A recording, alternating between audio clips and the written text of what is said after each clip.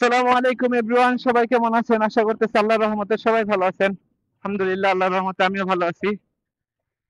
আহ, আজকে আসছিলাম সেম জায়গায়, কালকে যেখানে আসছিলাম সেম জায়গায় আজকে আমার অর্ডার। আরো 6 দিন আসা লাগবে, টোটাল 8 দিন এই জায়গায় অর্ডার। মানে এই অ্যাডনক এক্সিবিশন সেন্টারে আপনার এই জায়গায় সব প্রোগ্রাম হয়, হয়তো বা কোনো কোম্পানির একটা প্রোগ্রাম চলতেছে, যার কারণে 8 দিন ওনারা এই জায়গায় থাকবে। মানে ওই উম, খাবারের এই জায়গায় আশপাশে কোনো দোকান নাই বা কোনো রেস্টুরেন্টও নাই। এই জায়গায় সব খাবার অর্ডার দেওয়া লাগে বাইরে থেকে। কালকে যখন আসছিলাম তখন একজন লোক বলতেছে যে আশপাশে কি কোনো রেস্টুরেন্ট আছে। পরে আমি আমার দোকানের মেনু দিছিলাম ওকে।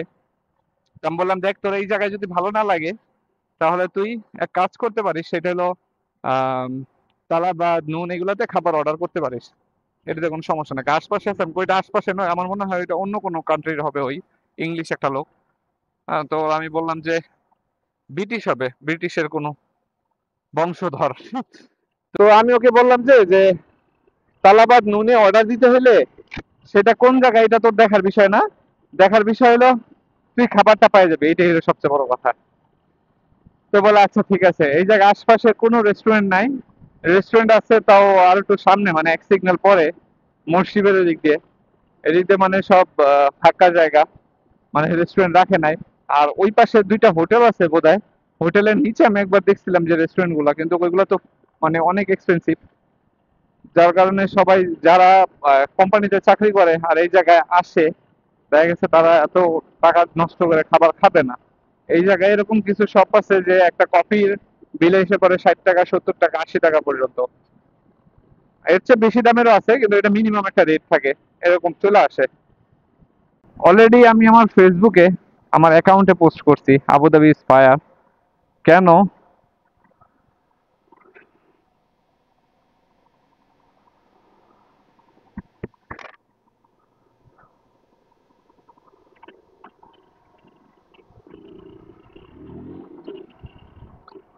প্রচুর পরিমাণে গরম শুরু হয়ে গেছে আবুধাবির ভিতরে।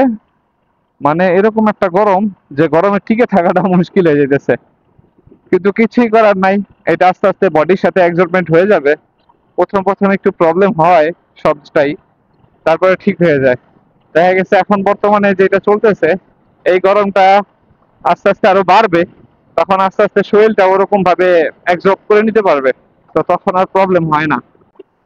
আমি একটা জিনিস খেয়াল করে দেখলাম, গরমের সময় বাইকের ডিস্ক ব্রেকটা কাজ করে না। আমি এটা এখন না, শুধু আগের বছর এটা খেয়াল করছি, ইভেন আমি দোকানে এটা বলছি যে ডিস্ক যখন অতিরিক্ত এত প্রচুর পরিমাণে গরম হয়েছে আমার ট্যাঙ্কটা, আমি হাত দিয়ে ধরে রাখার মতো ওরকম কোনো ই নেই, পজিশন নাই। গ্লাভস পরে ধরলেও মনে হইতেছে মানে কয়েক সেকেন্ডের ভিতরে গ্লাভসটা, মানে আমার হাতের গ্লাভস গরম হয়ে যেতেছে। এদিক দিয়ে কালকে থেকে এই গাড়িতে পেট্রোল নাই। রাত্রেবেলা থেকে আমার গাড়িতে সিগন্যাল দিতেছে, এই যে পেট্রোলের জন্য ইন্ডিকেট করতেছে, কিন্তু আসলে আমি পেট্রোল ভরি নেই। আমি জানি যে এটা চলবে, কিন্তু আজকে যে গরম পড়ছে আমার মনে হইতেছে সকালবেলায় অনেক পেট্রোল নাই হয়ে গেছে। প্লেনটা কত নিচ দিয়ে যেতেছে, এটা এখানে এয়ারপোর্টেই নামবে, বুটিন এয়ারপোর্ট, যার কারণে এত নিচে ওর মুভমেন্ট। সো প্রতি বছর ভাবি যে, আগের বছর ভাবতাম যে এই দেশে গেলে গরমের ভিতরে যাবো, অন্তত এই দেশের গরমটা তো পোহান লাগবে না। কিন্তু বাংলাদেশে যে কথা শুনতেছি যে প্রচুর পরিমাণে কারেন্ট যাইতেছে, ইলেকট্রিসিটি হইতেছে, তারপরে এই জায়গায় একটা পেট্রোল পাম্প আছে, পেট্রোলটা ভইরা নেই। তো বাংলাদেশে প্রচুর পরিমাণে কারেন্ট যায়, কারেন্ট থাকে না বললেই চলে, ইদানিং এরকম শুরু হয়েছে। আবার গরমের তাপ অনেক বেশি, মানে এত গরম যে বলার বাহিরে। আমার গাড়িটাকে একটু সবুজ পানি খাওয়ায়নি, নাহলে আবার অফ হয়ে যাওয়ার সম্ভাবনা আছে রাস্তায়।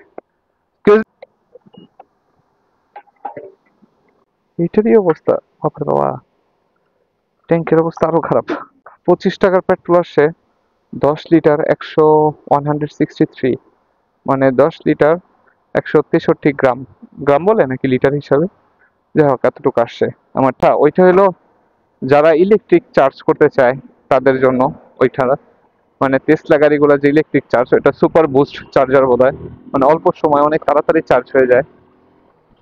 তো তো ওকে পানি খাওয়ানো শেষ হবো, এখন আমার পানি খাওয়ার পালা। গলা শুকায় কাঠ হয়ে গেছে। আহ প্রতিবার আমি যেটা বলছিলাম এর আগে, প্রতিবার ভাবি যে গরমের সময় দেশে যাব, কিন্তু দেশের এত প্রচুর পরিমাণে গরম পড়তেছে, মানে ওই অনুযায়ী এই দেশেও সেম, এই দেশে একটু বেশি। তো এরকম হইলে তো মানে এই গরমে দেশে যাওয়ার কোনো মানেই আসে না।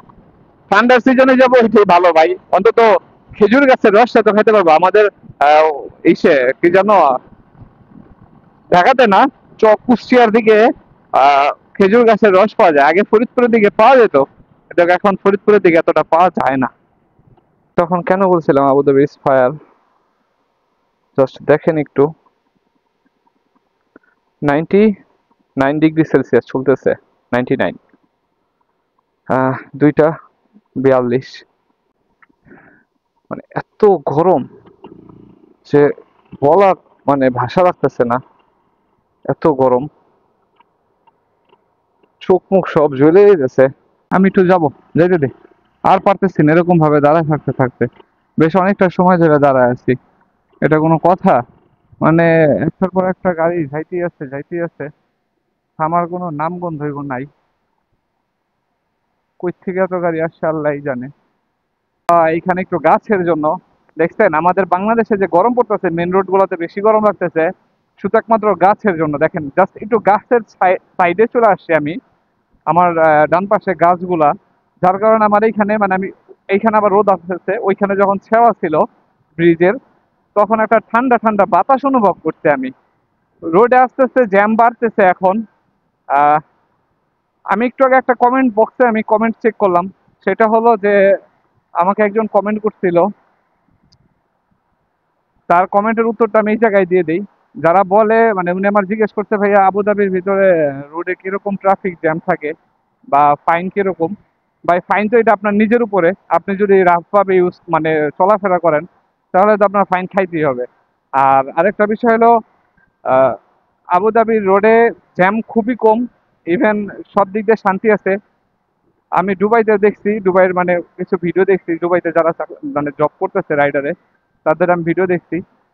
তো তার তুলনায় আমার মনে হয় আবুধাবি ইজ বেস্ট। আপনি আবুধাবি যদি আসেন তাহলে এই জায়গায় আপনি রাইডিং ডেলিভারিতে করে ভালো একটা মানে ভালো কিছু করতে পারবেন। আর দুবাইতে তো অনেক মানে এক ধরনের ভিডিও দেখলাম, মরুভূমির মতো অনেক জায়গা আছে, কিন্তু কি আবুধাবির ভিতরে এইগুলা নাই। আবুধাবি যেহেতু সিটি, তো সব জায়গায় আপনার সিটি সিটি একটা ভাব আছে। আর আরেকজনের প্রশ্ন তো ছিল যে ভাইয়া আমি হাই প্রফেশনাল ভিসা দিয়ে কি আমি মোটরসাইকেলের ডেলিভারিতে কাজ করতে পারবো কিনা বা রাইডিং এ কাজ করতে পারবো কিনা। তো তার উত্তর হলো হ্যাঁ ভাইয়া আপনি পারবেন। হাই প্রফেশনাল কোনো ম্যাটার না, যদি আপনার পার্টনার ভিসা না হয়, লেবার ভিসাই থাকে, তো কোনো ব্যাপার না। যেহেতু হাই প্রফেশনাল ভিসা ওইগুলো লেবার ভিসাই হয়, মানে ওইগুলার পদগুলো অনেক বেশি, মানে বড় ম্যানেজার দেয়, ম্যানেজার পদে দেয়, অ্যাকাউন্টিং ম্যানেজার, এরকম বিভিন্ন কোম্পানিতে। তো তারা পারবেন, কোনো সমস্যা নাই। জাস্ট যেই কোম্পানিতে কাজ করবেন, আপনার যার কাছে ভিসা লাগাইছেন তার থেকে এনওসি পেপার নেবেন, দেন যেই কোম্পানিতে আপনি কাজ করতে চান ওই কোম্পানির সাথে ডিল করে 6 মাস বা 1 বছর, মানে আমি যেরকম আছি আমার 1 বছরের কন্ট্রাক্টে, তো এরকম ভাবে আপনি একটা লেবার কাট করবেন। লেবার কাটের জন্য আপনার 450 টাকা খরচ যাবে, দেন লেবার কাট চলে আসবে আপনার ওই কোম্পানির নামে 1 বছর, তখন আর কোনো ঝামেলা হবে না ইনশাল্লাহ। তো যারাই কমেন্ট করছেন, ইউটিউব চ্যানেল থেকে কমেন্ট করছেন, আমি ওইটা চেক করে দেন আপনার উত্তরটা এই জায়গায় দিয়ে দিলাম। আপনাকে আমি ওই জায়গায় অলরেডি বলে রাখছি আপনার মানে যে ফেসবুকে নক দেওয়ার জন্য। ইনশাল্লাহ যতটুকু পারবো হেল্প করবো। যারা ইউটিউব থেকে দেখতেছেন আর কোনো প্রবলেম বা কোনো কিছু জানার থাকে, তাহলে আমার ওইখানে ডিসক্রিপশন বক্সে আমার ফেসবুক লিঙ্ক দেওয়া আছে, ওইখানে যে আপনি আমার নক করেন, দেন ইনশাল্লাহ ওইখানে আমি উত্তর দিব। আর সবসময় তো ফ্রি থাকি না, যত মানে সবাই তো বুঝেন যারা বাইরে কাজ করেন, যতটুকু সময় ফ্রি থাকবো আমি চেষ্টা করব হেল্প করার জন্য। আর যারা ফেসবুক থেকে দেখতেছেন তারা আমার ইউটিউব চ্যানেলটা ঘুরে আসবেন, মিস্টার বাঙালি, সেম সেম নামেই মিস্টার বাঙালি যে সার্চ করলেই চলে আসবে, দেওয়া আছে, ওইখান থেকে চেক করে দেখে আসতে পারেন। তো ভালো থাকবেন, সুস্থ থাকবেন, ইনশাল্লাহ নতুন কোনো ভিডিওতে আবার নতুন ভাবে দেখা হবে। আল্লাহ হাফেজ।